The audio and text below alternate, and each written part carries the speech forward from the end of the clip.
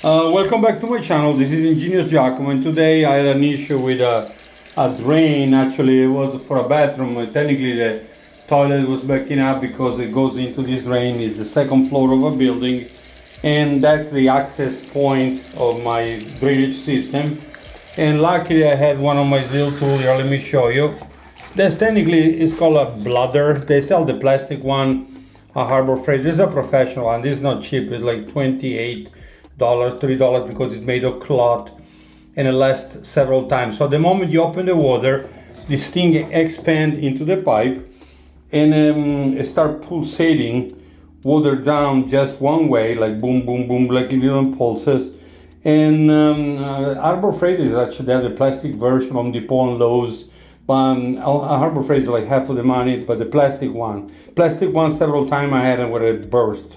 And you got to match it to the size of the pipe. Of course, they have different sizes of it. But so I put this thing in and it cleared my problem without an issue. The good thing, it traps the water inside and it keep pumping water. It flushed my own line, so my toilet is good now. Everything is taken care, and it cost me, I already used like 6-7 times, so with only like $30 and my time and garden hose, I clear my plumbing issue. So anyway, great tool to have. Let me pull it up again. I couldn't find my shut-off valve.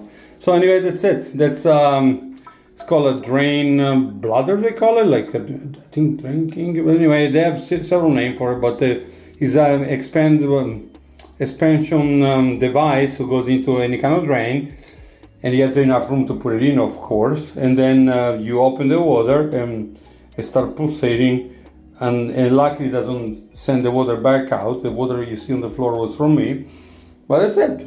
Very interesting device and a really nice tool to have.